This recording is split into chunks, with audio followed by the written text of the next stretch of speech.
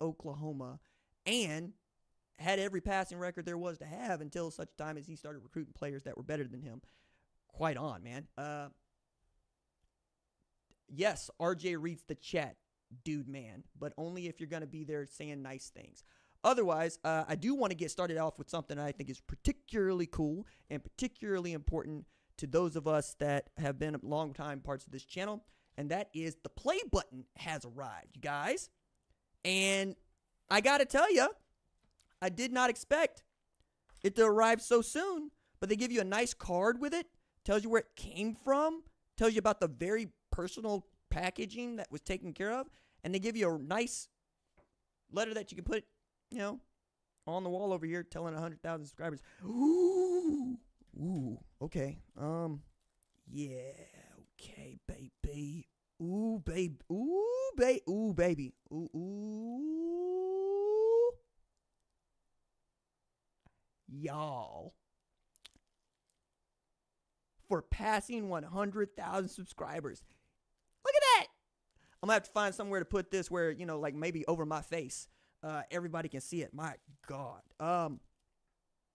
We are at 110,000 subscribers, and if you do not subscribe to the channel, I encourage you to do so. We're this close to 111,000 subscribers, as 800,000 people watched the show last week is very cool, and I'm always excited to see just how far this thing can go. I'm also looking at this, and I'm asking, like, straight up and down, man, like, this is what we've been up to, this is what we've been doing, man. Like, 100,000 subscribers with this mug, and I promise I'm gonna promise to do a better video, but it showed up literally this afternoon, and I have been busy all day trying to make things happen for the show, trying to get another piece written for Fox Sports. If you didn't read my piece about Travis Hunter and why he should win the Heisman, you should go read that, because there are those that still believe that I am a better writer than I am a sports talk show host, and I got a 100,000 subscriber channel, so that might tell you what it is that I am really great at. But shout out to all the folks who have subscribed to this channel, because frankly, it ain't happening if you don't subscribe to the show. It's not. They don't just send you one because people watch the channel. They don't just send you one because people have decided to like a video. You hit the subscribe button. You let YouTube and others know that you really enjoy the show. And it's at a really cool point for YouTube, for me, for all of those that engage in digital content, for the cord nevers, for the cord cutters, because do you know that 50% of all streaming on a television is from YouTube? Like, it's a wild number, right? Like 50% of the people that watch YouTube watch it on their television as opposed to their phone or their computer. And it is fastly becoming one of the dominant forms for which people are doing all sorts of viewing. And frankly, this show could not exist in the form that it does, with the 4K video in streaming that you're seeing, with the ability to sit and talk with you for an hour 3 times a week. We do this at 7 p.m. Eastern Standard Time most of the time, but I'm going to do Keyshawn Johnson's All Facts, No Breaks a little bit later on, so we need to push up my taping, or I should say my live show, and then we'll do it again, at 11 p.m. Eastern Standard Time on Saturday, and we'll do it again 7 p.m. Eastern Standard Time on Sunday. But I did want to shout y'all out because y'all are quite cool. I mean, it's one of the cool things to happen for me. And frankly, I'm overwhelmed by it, and I'm sure that I'm going to get tearful when I start really, really sitting down and think about this. But, yeah, man, I tend to want to start these things by talking about what has transpired in and around college football that is grabbing the attention of the world. But right now, the attention of the world is on Oklahoma, and not for reasons that we are usually excited about talking about in the University of Oklahoma setting, because Oklahoma lost a football game. And, well, Oklahoma don't take kindly to lose a football game, so much so that it was damn near 24 years before Oklahoma suffered a losing season from 1998 to 2022. Went 6-7, and something had to change quick, fast, and in a hurry, and it did. Oklahoma went 10-2 last year.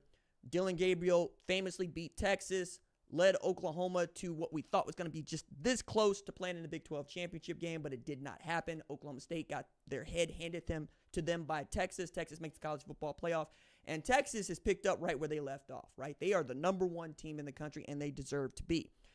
Oklahoma, going to play them in the Red River rivalry in just a couple of weeks now. After this weekend, we got 2 weeks, dog. October 12th is going to be one loaded day, and that's one of the reasons as to why. But first, Oklahoma's got to get past Auburn. It's going to be their first trip to SEC country as an SEC member. But this is also what Oklahoma fans wanted. This is what they asked for.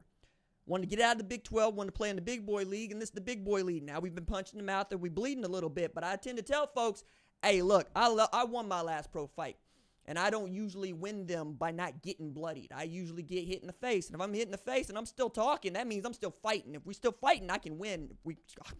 You take it into the deep water, we can do that. Just give me something we can work with. Jackson Arnold was not giving Oklahoma anything to work with, guys. I don't know how clearly I need to say this, but I'm going to be as clear as I can. I realize the offensive line is not great at Oklahoma. I realize that. But the offensive line cannot make a quarterback throw an interception. Okay? An offensive line cannot make a quarterback fumble the football.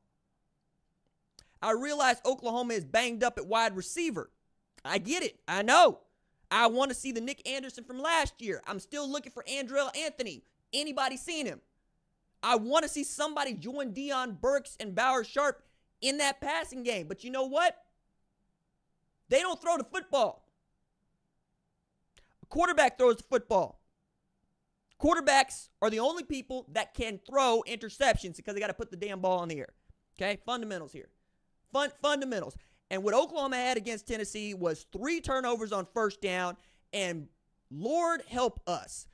The defense has proven to be elite. The defense is one of the best in the country. They can play with anybody. Any offense you want to put out there. You know how I know this? Tennessee showed up averaging 64 points per game. Not only did Oklahoma say so, they got 2 turnovers in the first half inside Tennessee's own half on the 35-yard line, 20-yard line. Anybody else goes and punches those in for 6. Oklahoma goes and punches those in for 6. You win the football game 27-25 without the extra points. That's how big a difference that was, and that came down to the quarterback fumbling the football, throwing the football away. Can't have it. Simply cannot have it. So, Brent Venables made a change to Michael Hawkins Jr. during the game in Tennessee, and what you saw was a little bit more pep in the step from the offense, and some want to, and some what for, and some how now from Michael Hawkins Jr., who saw the team get punched in the mouth, said, no, I can help. I can help. Went diving at the goal line, trying to go get Oklahoma 6, and becoming the first program to score more than 1 TD on this Tennessee defense since last year. All right? And that was basically all taking place in the second half, because it's 19-3.5. You know what I'm saying? So now, Michael Hawkins Jr. is going to get the start against Auburn. For all, I expect Seth Luttrell will continue to call the plays there, but fair to say that Brent Venables has shown that if Ted Roof is any indication, you're going to get a little bit of time to figure it out, but you're not going to get a lot of time to figure it out because it's big boy football now, because you cannot afford to get behind in this league. Like, I have to rank the top 25 teams in college football each and every week. And it is one of the most read things that I write over the course of a year at Fox Sports. Like, full stop.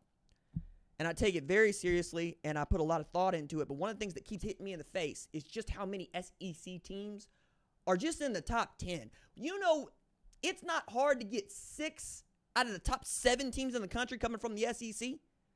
And now Oklahoma could be the 8th or 9th best team in that conference and not be in the top, not be outside the top 20. They're 21 right now with the loss to the number 5 team in the country at home.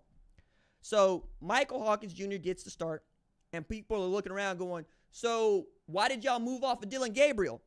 I've made this segment, and I will continue to talk about this, but Oklahoma didn't move off of Dillon Gabriel. As a matter of fact, when Dillon Gabriel came to Oklahoma, it was understood he was going to play 2 years, and then he was going to go to the NFL.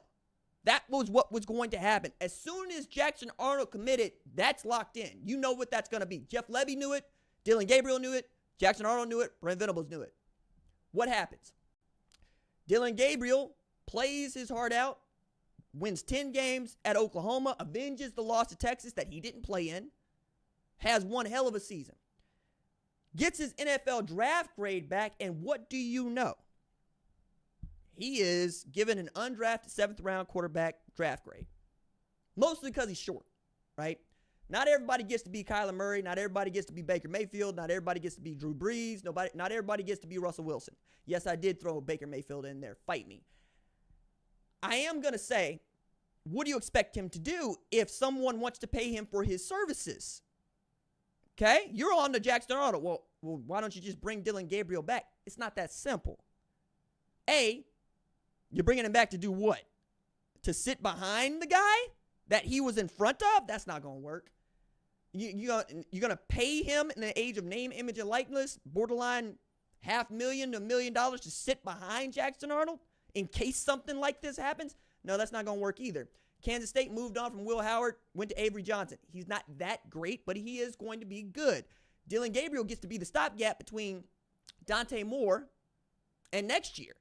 That works out. Why does that work out? Because he's got an extra year of eligibility. They want to pay him to play, and he's playing great football. He's throwing for over 300 yards, 84% in his completion percentage, man. He's playing great football. Will Howard, 11th in passer rating at Ohio State. Both Will Howard and Dillon Gabriel probably get the same draft grade. Not unlike Cam Ward, who came back for similar reasons. Now they are on the front line with Quinn Ewers, with Carson Beck, with Garrett Nussmeier as guys you might actually want to go get when you go into the NFL draft next year. But I'm telling y'all, if there's money to be made, go make your money. What you are looking at for Oklahoma is you got to get your quarterback evaluation right, and you got to get it right quick, fast, and in a hurry. Because if you do not, it's going to bite you. This is evidence of that. So Michael Hawkins Jr. can get it right. No harm, no foul.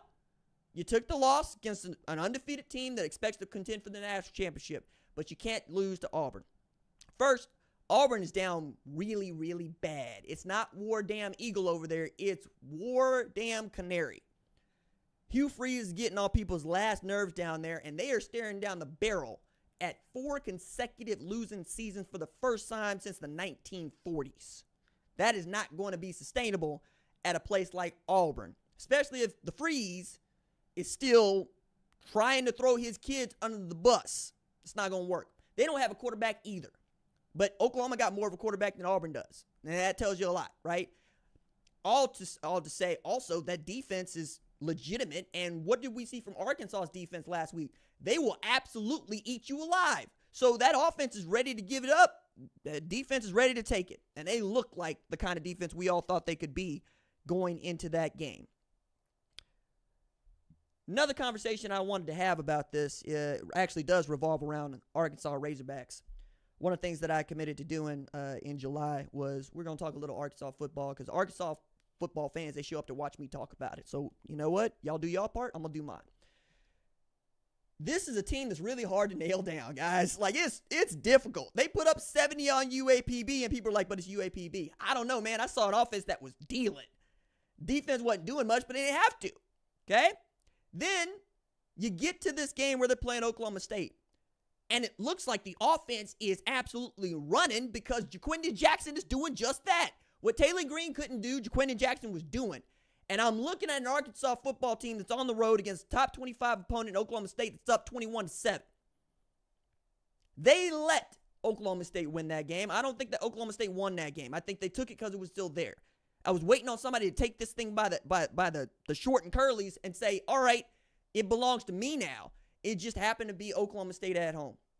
Oklahoma State basically proves that they can't do that against other good teams like Utah. So if you think that Utah is a good football team, look at 22-19 and then look at what Arkansas was doing, putting up damn near 30+ on the same program.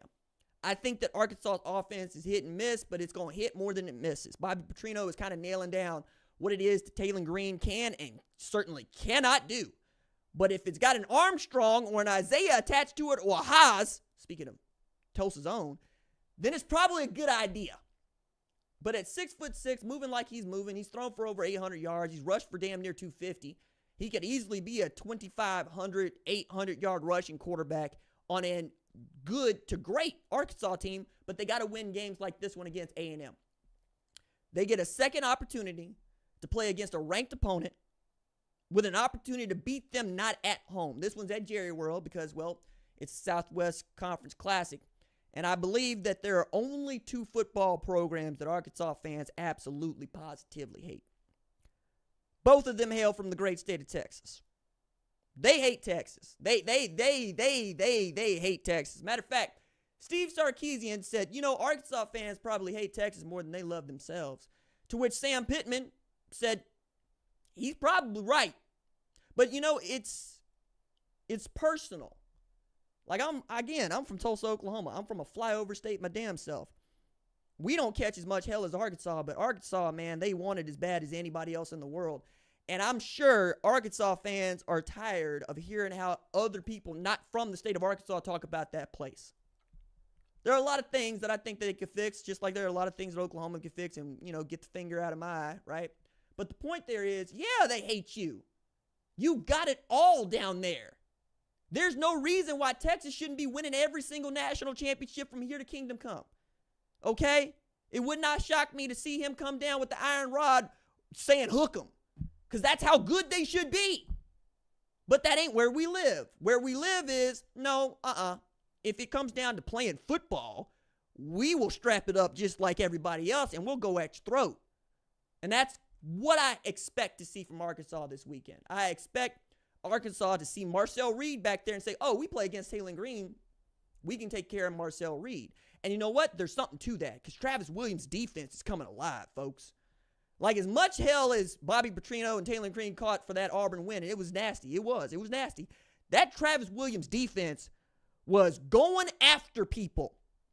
Last year we're going, why is this man running cover 0 53 times? He ain't doing so much of that, but those boys are flying. Xavier Sori is flying. They can make it happen defensively, and if you can do that against Colin Klein and Marcel Reed, you're going to give your offense a chance to sit on the football and run it down the throats. You ain't going to have to throw it all that often. Say nothing. Bobby Petrino knows what they have. He was just there. Or did y'all forget?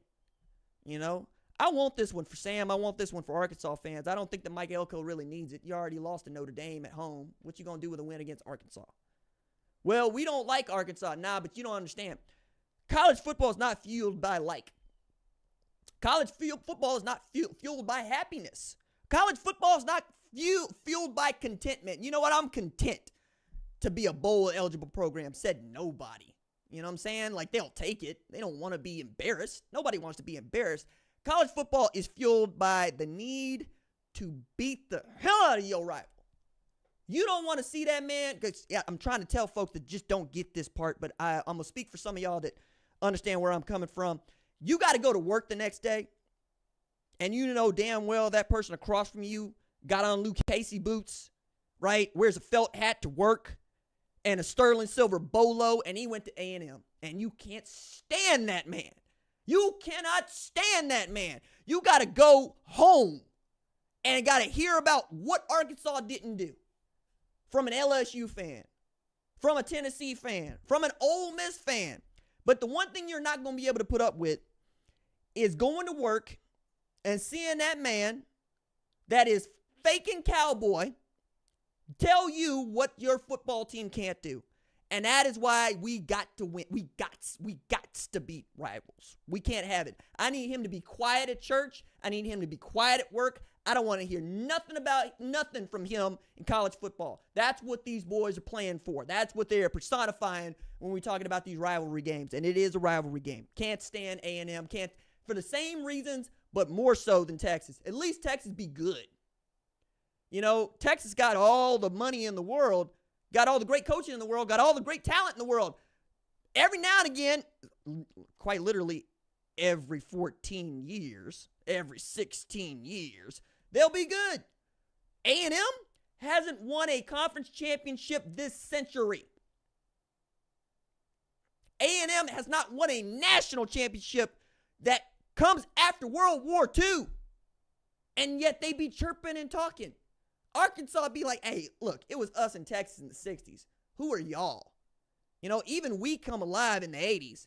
We came alive in the 90s, and frankly, it's going to the SEC that has really put a shadow over Arkansas because that's what it does. That's how hard it is to play in this league, and that's what people were trying to tell Oklahoma all the time, and I get it. I understand.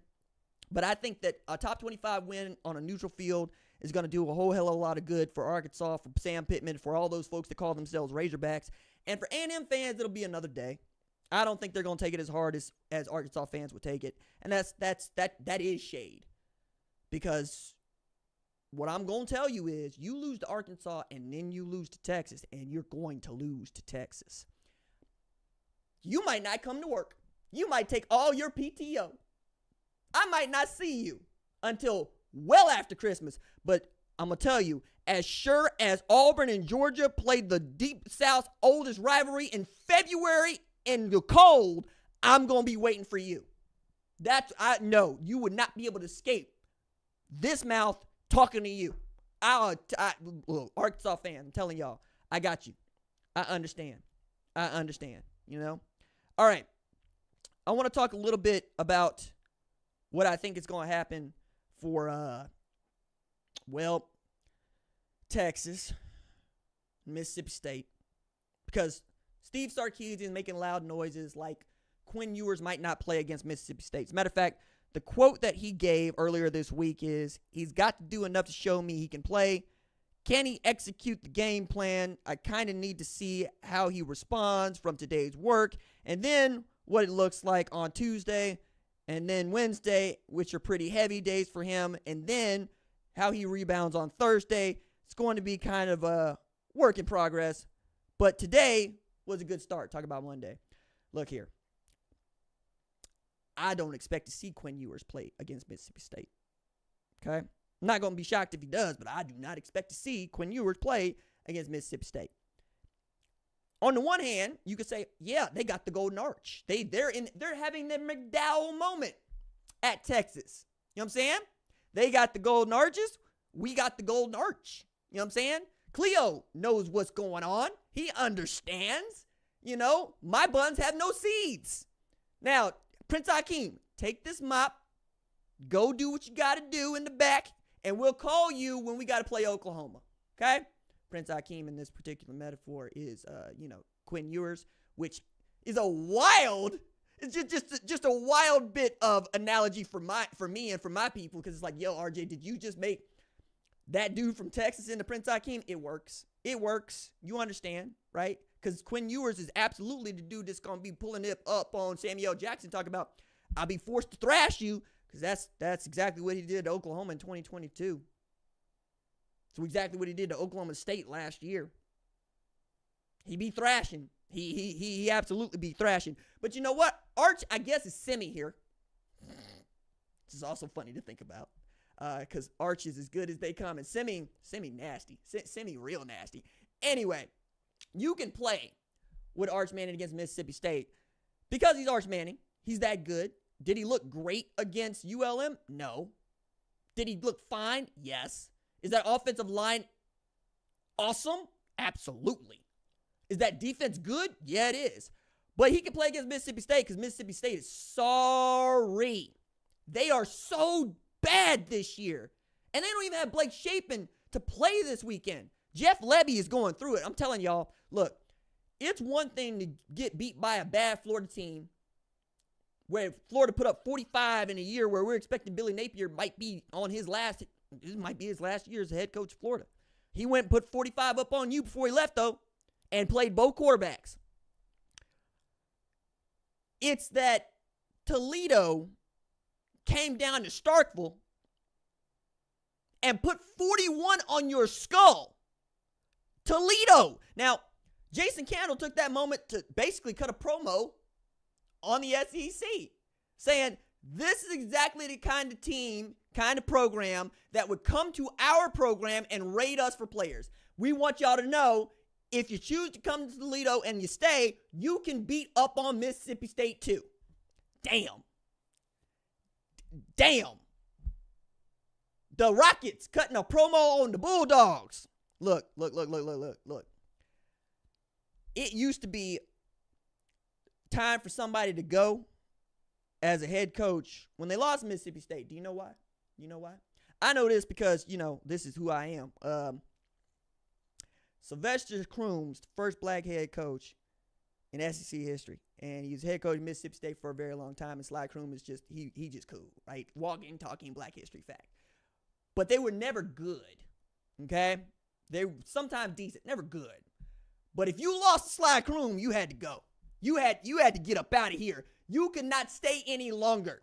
So I'm telling y'all, if you want to see Texas fans lose their minds, have them lose Mississippi State this weekend. It ain't going to happen, but I'm telling you, that's where we would go with this because quiet as it is kept, Texas is the last all-white team to win a national championship in 1969 playing against Arkansas. Bet you didn't know that. A little bit of history lesson on there. I think that Jeff Lebby also is going to be figuring out, damn, I got to get into the portal quick, fast, and in a hurry. But I'm going to tell y'all something. Going into the portal is not a cheap venture anymore. Do you know they paying $800,000 for veteran quarterbacks? Dudes that might be good. And if you miss on that, you stuck.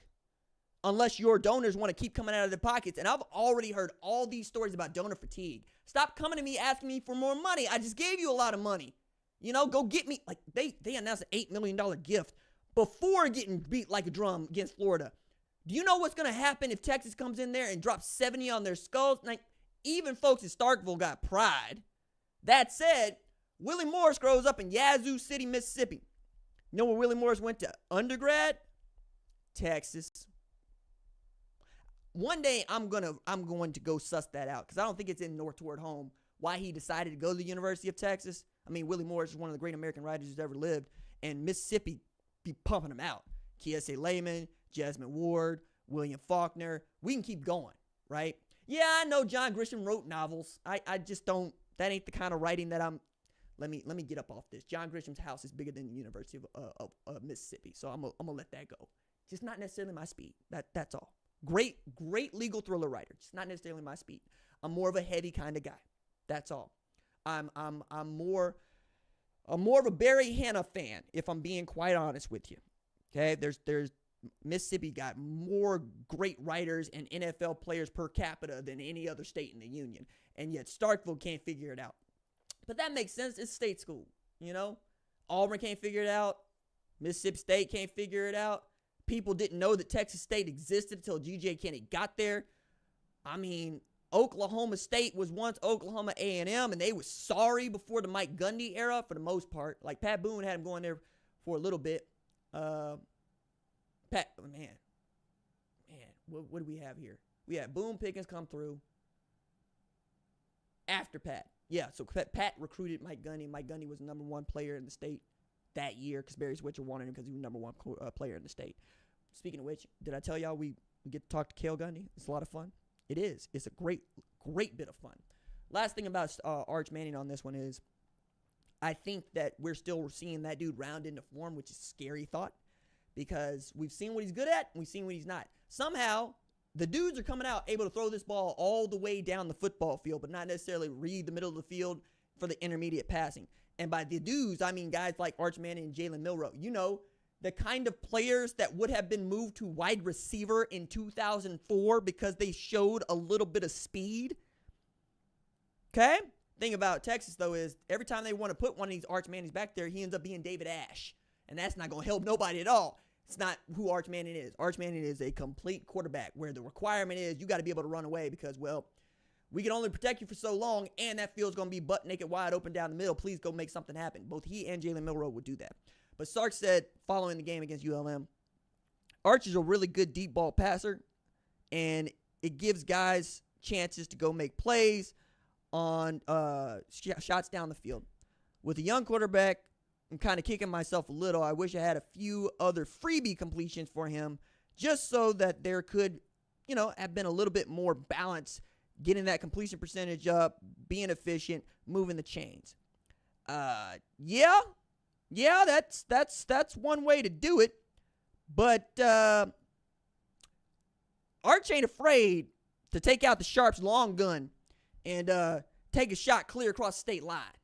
He had 8 passes of 15 yards or more that he attempted. Like, he will sling it, and I absolutely love that. And I have gone, half an hour here before we even bring up Jackson Dart being, you know, one of those dudes, one of them dudes, National Date Area Player of the Year. Usually that's a pretty great quarterback. Jackson Dart's a pretty great quarterback. Dude's named Jackson. Jackson Arnold, Jackson Dart. Jackson Smith and Jigba.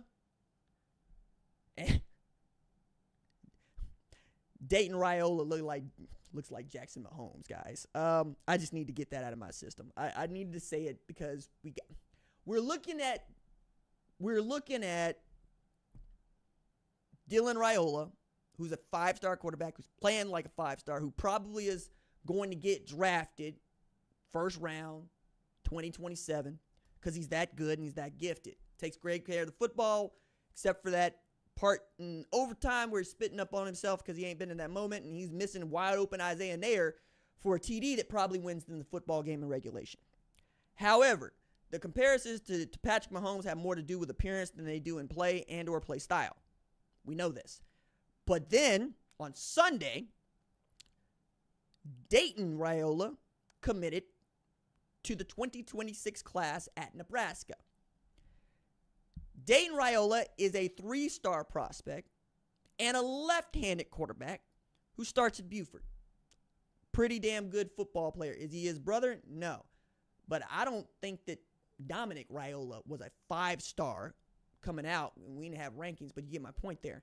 He is really, really talented. However, it led me to ask the question, how many Raiolas are coming through Nebraska? So some of y'all will probably get this reference, but if you watch a lot of high school football and you grow up around high school football, you're just used to seeing a certain family last name just play tailback or a linebacker or a quarterback, and it ain't always the head coach, right? Sometimes it is. Sometimes the head coach, he has a kid who has a kid who has a kid. But what I'm talking about is, like, we got this place called Claremore, Oklahoma. If you haven't been, you should visit. It's a nice place. I enjoy it. Really great rodeo. Hell, I was out there bulldogging in high school. Anyway, we were playing against the Claremore Zebras. Yes, that is the mascot. And they had Eli Kennard. And I remember going, wait a second. Just how many damn Kennards are there? Because I feel like I've been playing against Kennards and everybody else been playing against Kennards since we've been playing football. It's like, yeah, there's something to that. There's something to that. Everybody got one of those programs that, well, that dude came out the womb. He's going to be starting tailback at Claremore by the time he gets here because that's just what they do. Well, apparently what Raiola's do is find their way to Nebraska because before Dylan and certainly before Dayton, you got Dominic Raiola, who is the best known Raiola, played center at Nebraska. He's a Hall of Famer. They got him up there in the ring. He is known among college football fans and Nebraska fans. Then you got Donovan Raiola, who is brother to Dominic Raiola and coaches the offensive line at Nebraska. Then you got, can't believe we're getting down this road, man, but we are. Then you got his sister Taylor, who sister to Dayton and Dylan, niece to Donovan, and daughter to Dominic, who played volleyball at Texas Christian, but is a graduate manager in the recruiting department at Nebraska. All of this to say none of them are going to help Matt Rule make in-game decisions, which is what I'm really going to be interested in seeing when they play Purdue this weekend. Look, I know that there's going to be a lot of talk about what the Raiolas are or are not doing because that is a royal family, and as far as royal families are concerned in the University of Nebraska, and damn well they should be, okay? Especially if Dylan Raiola becomes that guy that brings them back to prominence, and by prominence, I mean winning at a high level. Like, I think they're going to go bowling for the first time since 2016. But I also wonder if Matt Rule was wrong when he said, there's no curse at Nebraska, because I'm going, that looked great for three games. I'm talking about you make a college football playoff, and then you play against a good Illinois team that's basically a mirror image of yourselves. And I watched him argue for a late hit penalty that he probably should have never been arguing for, use his challenge on a play that we all knew from watching it on the Jumbotron or on the television was not going to win, and generally losing a game that we all thought he should win and should be a signature win for Nebraska. So you got Purdue, who has Ryan Walters, who helped build that Illinois defense a couple of years ago that was great and runs the same damn scheme. So if Dylan Raiola can't throw it and you can't run it, you got a problem. Because when Nebraska has been able to win this season, remember they only lost once, they've run the ball for 142 yards or more. They struggled to run the football against Illinois because that front seven was so good, particularly in the interior. As much as we're going to be talking about the Raiolas and what they're doing, I want to see if Nebraska can run the football. If you can't run the football, you're not going to beat many teams. You might beat Purdue because they're not good. But we're already looking toward to what are you going to do against Ohio State? And if Ohio State folds you in half, how are you going to play the rest of the season? Because remember, that's game 8. That's going to have a lot to do with how you finish. Do I think they got a chance to be bowl eligible before then? Yeah, I do. I think they will. I think they can be. I want to talk about Trevor of Arabia before we talk with Coach Gundy, try to figure that out here on the fly. But Colorado's Trevor of Arabia, because this story is interesting, also kind of wild, because it's Colorado, and most things around Colorado are new and exciting. While we're talking about Travis Hunter, who should be awarded the Heisman Memorial Trophy this year, because he is not just elite, he is the toughest man in football, a sport defined by tough men. Before I get to Trevor, let me reinforce this right quick. Travis Hunter has played 532 snaps, 4 games. Travis Hunter is playing 100 snaps or more every game. Travis Hunter has 37 catches, 472 yards. That is good enough top 10 in every category across FBS, right? He's top 2 or 3 in Power 4 in catches and yards. And oh yeah, he is such an elite corner that knowing damn well that he has to be tired going both ways. You're not testing him. You're not throwing at him. Why? Because they're that afraid of him. So if you are that afraid to go at a guy that you know just got done running wind sprints at wide receiver, what else do we need to talk about here? I don't give a damn if Colorado doesn't win another game. That's the best player in college football. Period. Give him the damn trophy. We've never seen anybody do this. You realize that with 28 receiving yards and 1 interception, he becomes the first player to have back-to-back seasons with 500 yards receiving and multiple interceptions, and he can become the first 1,000-yard receiver, let alone 100 catches, with a pick in the sport, with multiple picks in the sport. Like, that's ridiculous what he's been able to do. It's also kind of ridiculous that Trevor Riley decided to go do what Trevor Riley did. This is wild, okay? Like, some of y'all probably heard about this, but I've just waiting on kind of some of the facts to be drawn out before we talk about it. The lead in a story I read in The Athletic by my buddy David Ubben, it goes like this. A former member of the Colorado football staff took a trip without the team's knowledge to Saudi Arabia in December in hopes of striking a $10 million deal between the country's tourism and collective that raises name, image, and likeness funds for, the university athletics. So he thought he was going to do some work for the NIL collective by hitting up the kingdom going, so y'all got deep pockets, we heard. Documents obtained through open records requests from the Athletic, as well as interviews with the staff for Trevor Riley and statements from the school and its collective, showed that Riley financed a trip to the Middle East in December by himself before eventually resigning in frustration August 1st from his role as special teams analyst for Coach Deion Sanders. This is the part where I say, look, like directions to the honey hole, or where your family's money actually comes from,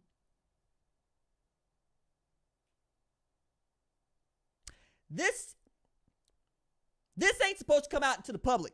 This is Diddy and freak-offs.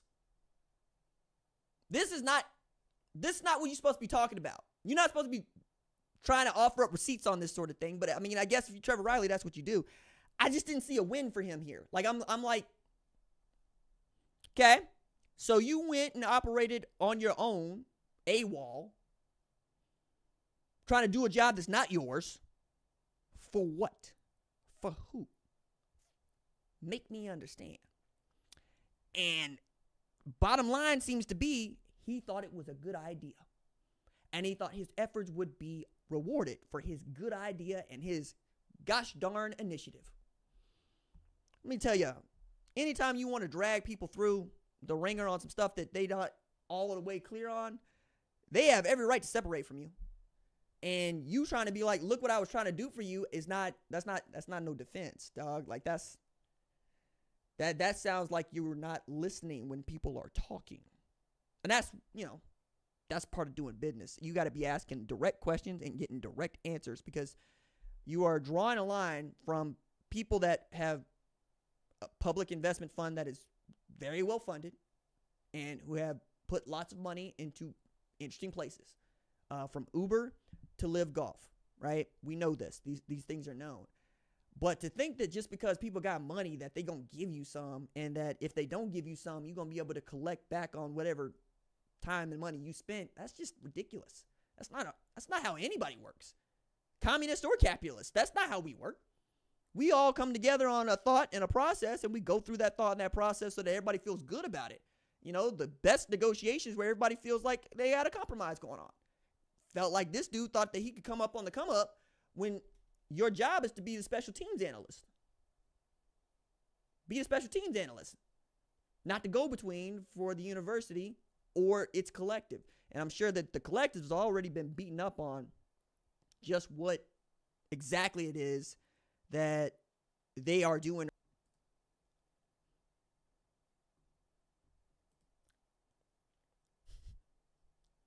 All right, let us talk with Coach Cale Gundy about Oklahoma, what we've seen so far, and what we can expect. Tell people is that it ain't so much that Oklahoma got to be ready for the SEC. It's that the SEC got to be ready for Oklahoma. All of a sudden, we got folks that, one, don't want to acknowledge the defense, but also are looking at the quarterback position in particular, and not really taking into account how the offensive line may or may not be working and being healthy on the outside. I wonder, do you think I'm going to be right in the long run, or are we just going to have to stick through this? No, you're going to be right in the long run. There's no doubt. If the defense is playing at this level, why can't the offense play at this level? For 2 months ago, 6 months ago, a year ago, we would never have said this about the defense. It'd have been, the defense is the side of the ball that's going to struggle, and they're going to get beat to death. The offense is going to keep us in games. But that's not the case now, So, but if the defense can do that, if Brent Venables and his defensive staff can get it to that level, why can't the offense get to that level? And the offense has been at that level. I mean, we've had plenty of offenses around here for many years that would step in the SEC and compete against anybody and be one of the very best teams in the SEC. So, I have faith, because if one side of the ball can do it with the players that you have there, there's no reason why you can't do it on the other side of the ball as well. What makes that defense so good to your eyes? Because I'm looking at some of the things that they're doing, and some of it seems fundamental, but those fundamentals weren't there 2 years ago. And then last year it felt like it was coming into fruition, and this year it feels like they really know what they're doing. They're locked in. Well, what they do on that side of the ball with Coach Venables is they're very multiple. Okay. So that's why it takes time. I mean, it takes time to really learn that defense, because they're going to do a bunch of different things. They're going to put those guys in a bunch of different positions. They're going to disguise. They're going to have blitzes. So it's very, very complicated to learn. I mean, it'd be like trying to learn some Chinese. I mean, it's going to take you a while to do that. As a matter of fact, you probably learn Chinese faster than you can learning that defense. But that's why it took some time. And here's the other thing: what they did is they recruited very well. I mean, they have a solid two deep on that side of the ball, the defensive side of the ball, that can play in a two deep for anybody in the country. There's no doubt in my mind. And they got the right mentality players. They've got guys not only that have good size, but they got a lot of skill guys, the linebackers and DBs and safeties, and those dudes fly around. And that could be because when they recruited them, that's the type of players they were in the mentality that they had, but it was probably also developed once they got here as well. So they've got 22 players that they can throw out there that they feel really good at. And what Brent does defensively is as good as anybody in the country. You know, I mean, he threw out there a different defense Saturday night versus Tennessee than he's played the first 3 games. And that doesn't surprise me at all. And I saw a lot of things that in the run game that Tennessee was doing, even though Tennessee at the end of the night had, pretty good average running the ball, they stuck with it. But there was some, they were playing, OU was playing 2 robber, and their corners are cutting. They're 5 yards off and they're inside. So as soon as they see run, it's like they're blitzing. And so they're knifing in there. And when the running back's coming outside, because that's where the space is, all of a sudden there's a body there. Well, you can't cut back inside because they've got a linebacker or somebody flowing over the top that's in that gap. So they're complicated over there. They've got really good football players, and they're being coached really, really hard.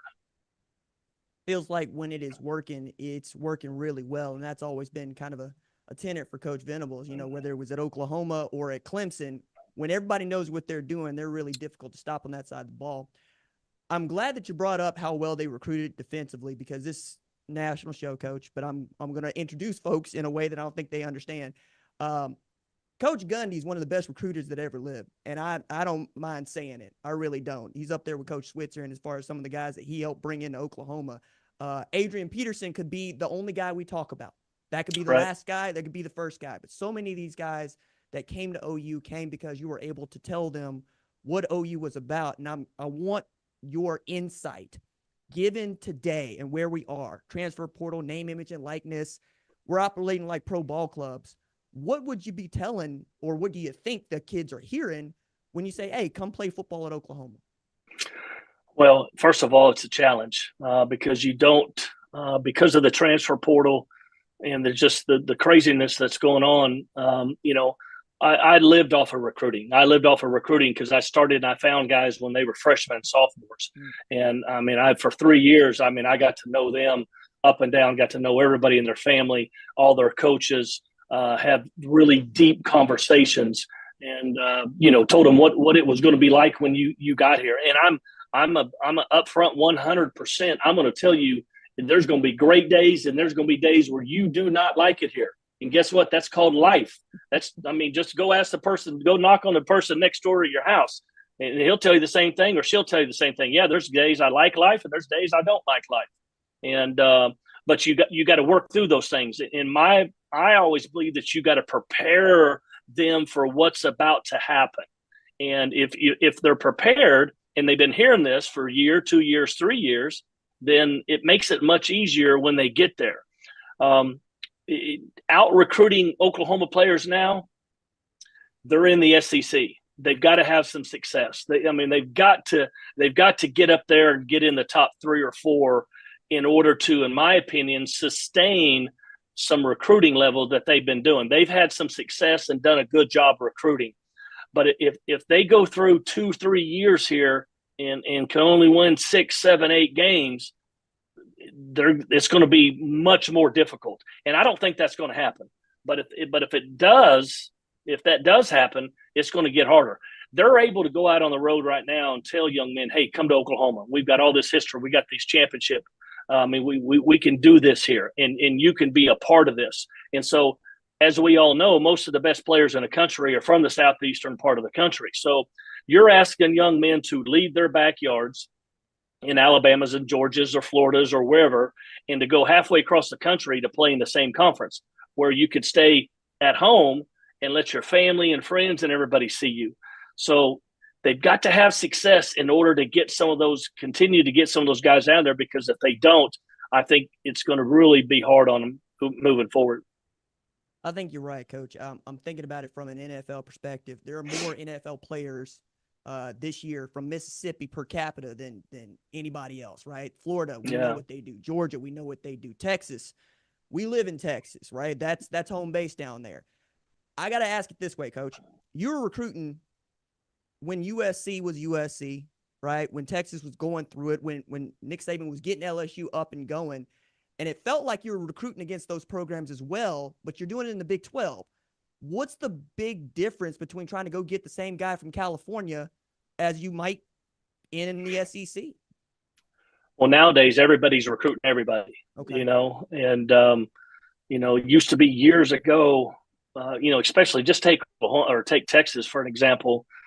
There used to be three. I mean, if there was 15 great players in Texas, let's just say 15 great players, and there's a bunch of good ones, but let's say 15 that can play for everybody in the country.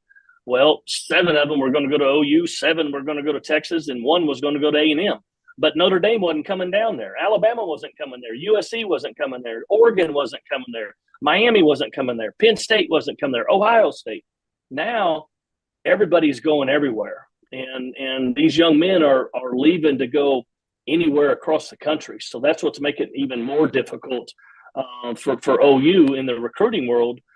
Is you even though Texas is your backyard, and even though it's right down the street, man, you got all the top dogs. I mean, you go look at the top 10 in the country right now, in the top 25, everybody's recruiting in the state of Texas. And so it's becoming more difficult to recruit the number of really good players and bring to your program because of that. I am under the impression, right, that because of that, there's more parity in the sport. And I'm thinking, I don't know how true that is, Coach, because I'm looking at the same programs tend to be really great and really good, right? I got the unenviable task of ranking all top 25 programs each and every week at Fox Sports. And come October 12th, I'm going to be moving and shaking. Come October 19th, I'm going to be moving and shaking. I wonder, with this new 12-team playoff, with how you're telling me that folks are recruiting from everywhere and they're recruiting everybody, do you think that there's more parity in the sport? I do. I do think there is. In the middle of the pack, I do think there is. And there's also some teams that have jumped up in the top 10 because of the NIL. I mean, look at Ole Miss and Missouri. What are they doing in the top 10? They don't deserve to be in the top 10 in college football. They ain't never been in the top 10 in college football. I mean, maybe less than, count your fingers on your hand, and that's all out of respect to those guys. But they have gotten in the game because they have people that are supporting and giving money to buy players. And moving forward, if the NCAA doesn't get a hand on this deal, this NIL is going to run people. I mean, it is going to – if you don't have the cash, you are not going to be able to get legit players. And, and if you're going to try to play in the SEC, man, you better be spending a whole bunch of money because everybody else is spending a whole bunch of money. You look at the Big 12, for example, who's going to win that conference? You got Utah beat OSU last week, and they're one of the top ones. And Kansas State, people thought was one of the top ones. They just go get demolished by BYU, even though if you watch the game, I mean, it really didn't turn out the way it looked like it was going to turn out. So it's tougher. It really, really is. There's many more players that are coming out, RJ, that are more developed coming out of high school than there used to be. You got quarterbacks, you got receivers, you got DBs that are in 7-on-7, 6-7 months out of the year. There are some that are in 7-on-7 year round. There's kids out on the West Coast that are playing in Arizona. They're throwing the ball and catching the ball year round.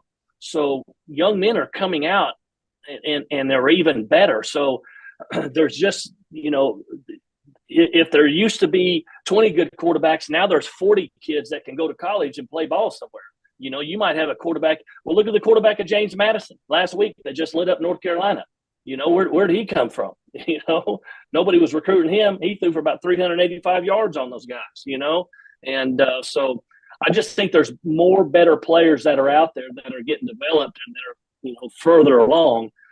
It's just trying to keep those guys on your team and trying to build those relationships and trying to have some chemistry is the biggest thing, because when you lose some guys, if you lose some guys to the NFL, like Coach Beanbo, you lose a guy to the NFL, one guy goes to the NFL that shouldn't go to the NFL. You had one guy transfer that wouldn't have transferred if there wasn't never an NIL deal.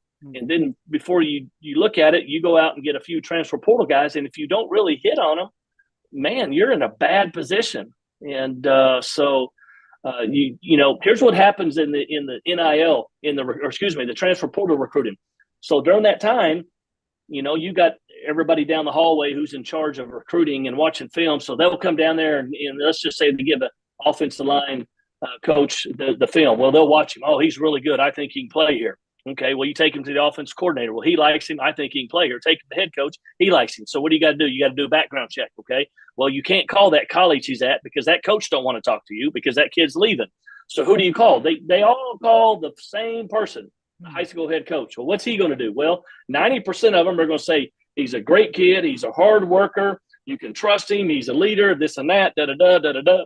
They're all going to tell you the same.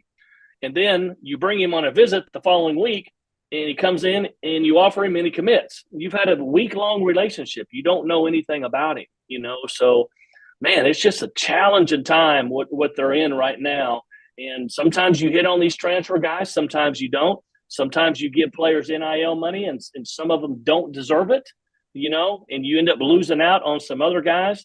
It's a challenge right now.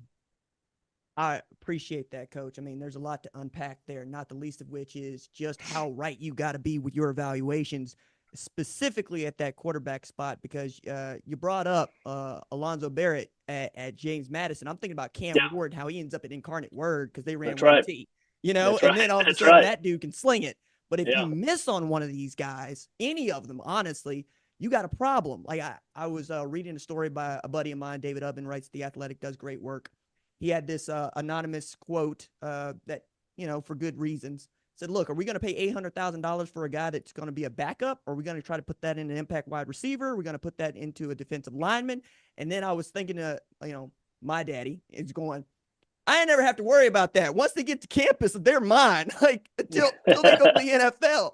So I'm curious, knowing that you got to get these things right and these relationships have to be developed so quickly, what are the principles that you might be using as Cale Gundy to go, okay, I trust this or I don't trust this, or I'm going to stand on the table for this? Or what is it that you specifically know about your evaluations that would lead you to go, I like this kid? Well, I mean, there's always a few things that, for every position that, coaches are looking for. I wanted kids that were, first of all, that were great athletes. I wanted kids who loved playing football, kids that were tough, that come from good families and good backgrounds, and that you could coach them hard. There's just a few core things that I just believed in. And if you had those things, but you weren't a good kid off the field, I didn't want you. I don't have time for it. I got to go on down the road, So there were some things that I looked for, and I wanted to make damn sure that they that those young men had them. And then there's occasions that you're going to miss on. I mean, it happens, So the challenges are there. It's harder and harder, and But as a head coach, which I've never been a head coach, but if I was a head coach, you got to hold those guys accountable. You got to hold every single coach accountable. You better be bringing in players that can play. If you don't bring in players that cannot play, I'm going to fire you, and I'm going to go find somebody else to bring in players that can play. I mean, it's not a it's not something that it's me against you. I'm just telling you, this is a business, and the severity of making mistakes or missing on people, we just can't do that anymore. That is my favorite quote from Mad Men, Don Draper, John Hamm. That's what the money's for, right? Is what they would tell you. It's like, hey, look, these are the stakes. And I would argue that the stakes never been higher in college football. That's right. Not just because of what the money is looking like, but because we're expanding the playoff. And you're finding out that a television network like ESPN is going to pay $8 billion for the rights to the college football playoff. That tells you a lot about what's at stake here. Coach, I want to throw some players at you. We hadn't talked about these before. So for the folks that don't know, but you mentioned some of these guys that are ready to play, and I've been pointing to folks going, Trevor Lawrence really pushed this to the forefront for a lot because that dude, he replaced the guy that got them to the playoff. You know what I'm saying? Like he didn't just replace anybody. He replaced a really great player, in my opinion, Kelly Bryant, and ends up leading them to a national championship. I say that to say I'm looking at Ryan Williams playing wide receiver at Alabama. I'm looking at Jeremiah Smith playing wide receiver at Ohio State. And I'm asking, as a guy that, went down to Texas and brought Adrian Peterson out of his living room in Norman, do you tell that dude, hey, man, you come up here, nobody's guaranteeing you a spot, but I've seen what I need to see. Just show me what I've been seeing, and you're probably going to play right away. Well, I told him he had an opportunity because that's just who I am and that's how I am. Okay. And honestly, I think that AD and his daddy Nelson will tell you that's one of the reasons why we came to school there. was because everybody else was just giving him everything. And that's not how AD was raised. That's not how Nelson raised him, and Benita, the mom, raised him. They, I mean, they coached him. They taught him hard love every single day, and to nobody's going to give you a damn thing. You got to go out there and earn it. So we hit it off in a relationship just because from day one, that's how I was. And, I could have missed on it, but that's not what they wanted. They didn't want to hear that. Basically, this is a great opportunity for you here. I'm going to coach you every single day. 365 days a year. I ain't talking about football season.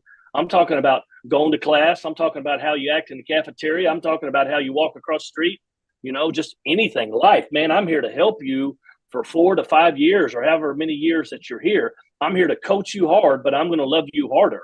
And so I had kind of developed that personality of kind of who I was, and they loved it. That's what they wanted. They didn't want the icing on the cake. That's not what they wanted. And still to this day, that's not who the Peterson family was. I love that because you're standing on your principles, right? Which number one, and then they're knowing where you are going to get moved or not be moved, right? Yeah. And number two, it's again, speaking about my parents, my daddy is a retired sergeant in the Air Force. My mother's a retired captain. Okay. That explains it. Tells you how I was raised. Yeah, that's right. So being coached hard is just part of life. That's right. That said, a lot of my peers, they weren't raised by retired military like me. So there are folks that absolutely want that. And then there are those folks that they want it the way they can get it. Coach, one more question I have for you before I let you go. I've been standing on the table since I could do this. Man, I'm coming up on half my life I've been spending covering this sport. I believe in the players that are from the state of Oklahoma. I believe that it matters a little bit more for them for obvious reasons. We're the hometown, we're the pro team in the state. Yeah. And most of them are raised to know that. I also am looking at guys, your brother Mike does a great job recruiting us. Brendan Presley's up there. Kendall Daniels is up there. And every now and again, he'll hit on somebody that was overlooked and playing quarterback in Texas comes his RB1, right? And Ollie Gordon. I'm curious, what do you think about the state of high school football in the state of Oklahoma? It's really good. It's very competitive. It's really good. And again, I'll be honest with you, we overlooked it at times when I was at OU for many, many years. We took a bunch of players and had success, but we probably overlooked some guys as well. You got to believe in your system. And as a head coach and coach, you got to believe in yourself. I also took a lot of, when I was at OU, I took a lot of walk-ons, and I developed those guys, and those guys became starters. The Drake Stoops, the Lee Morrises. A lot of those inside receivers, Nick Basquin from Norman North. Those are guys that won championships, that I won championships with, because I believed I could develop them. I could teach them how to win and to be really, really good. And so you got to believe in your system. You got to believe in yourself. And at the end of the day, man, you got to develop. It's just like today, with the world, look at Oklahoma with Jackson Arnold right now. Jackson Arnold's a redshirt freshman. Man, he's only played in 5 games, period. But we expect just because he was a 5-star and he's one of the best quarterbacks in the country that he should be winning a Heisman his freshman year. That's the world we live in. Everybody wants greatness right now, and not everybody can give greatness right now. Sometimes it takes time. There's been so many players. I can go through Trent Williams for 3 years. He's the best offensive lineman maybe to ever play in the game. He's with San Francisco 49ers. We tried to run him off for 3 years. He was lazy, didn't want to come to workouts. Schmitty was on him. It was a mess, and he turned it around, Obo turned it around. Just so many guys, just because they're not great in year 1, year 2, we got to have patience with them, man. You got to have patience because they have the talent, but it's coaches' jobs to bring them along. It's coaches' jobs to develop and get that very best out of them and help them, good times or bad. I love that, Coach. Obo Oronkro. Another guy, Parnell Motley. I was going, is he going to figure it out, man? Oh, my gosh. Is he going to figure it out? Hey, I can go on down the list. There's guys that were all conference, all American players, guys that go in the NFL. In their first, second year, no, they were nowhere close to it. They were lazy, didn't want to work. They weren't just as good players, but sometimes the light bulb, the light switch turns on a little bit later than everybody else. Sometimes it turns on a little bit earlier. We're going to get a chance to find out about Michael Hawkins Jr. Mm-hmm. I recruited his daddy.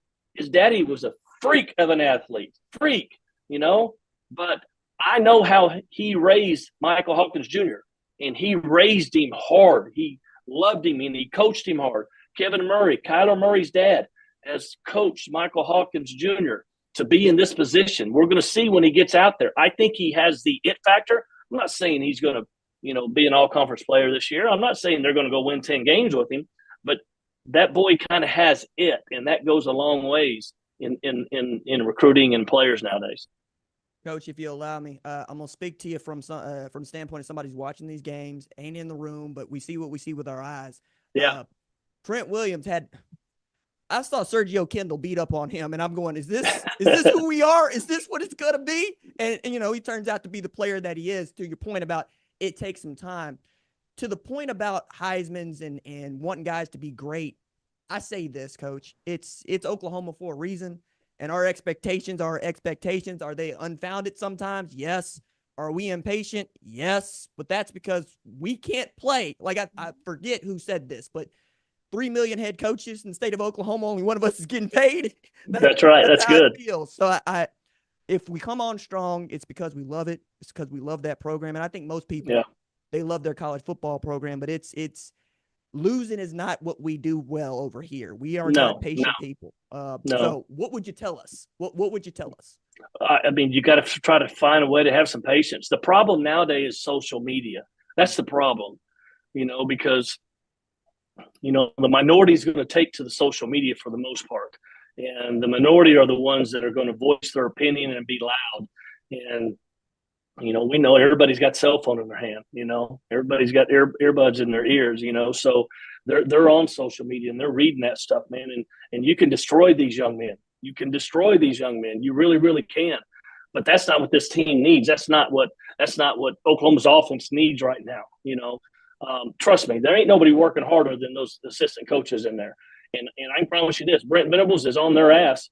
All those coaches in there. He was on them Saturday night. He's on them Sunday. He's on yesterday. He's on them today, because that's how he is, and he's on everybody. That's but that's part of being a great coach is you gotta help them through times and make sure that they're seeing what they're doing is the right thing for these young men.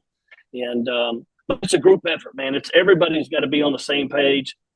Again, the OU defense is everybody has got to look at that the way they looked at OU offense for the last 10, 15 years or whatever.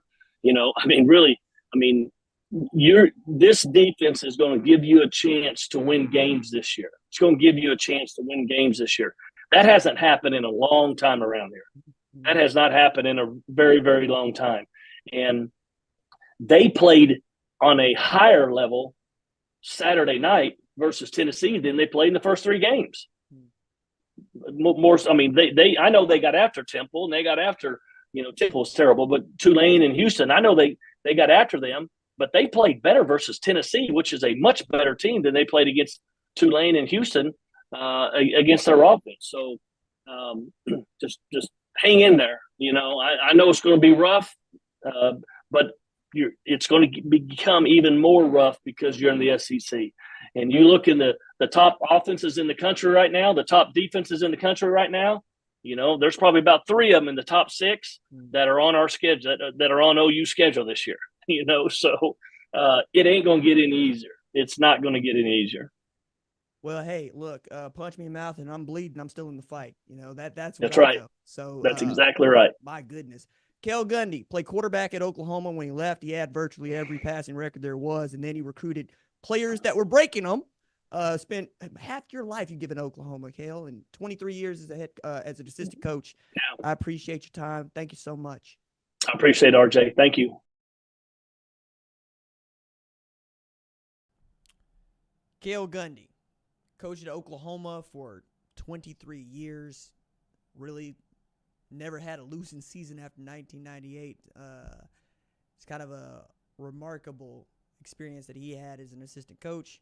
and as the quarterback, inside receivers coach and running backs coach. Matter of fact, running backs coach at Oklahoma today, DeMarco Murray, he helped recruit him, right? You want to talk about Joe Mixon, you're talking about Cale Gundy. You're going to talk about Adrian Peterson, you're going to talk about Cale Gundy. All right, that is going to do it for tonight's live episode of the #1 college football show. If you like the show, please subscribe to the channel. We are fast approaching 111,000 subscribers, and I'm excited for what's on tap later this weekend. We didn't get time to talk about Alabama, Georgia, but I promise to do that tomorrow, Wednesday, Thursday, Friday, and then we'll be talking about it live on Saturday. Okay, that's it for me. Yes.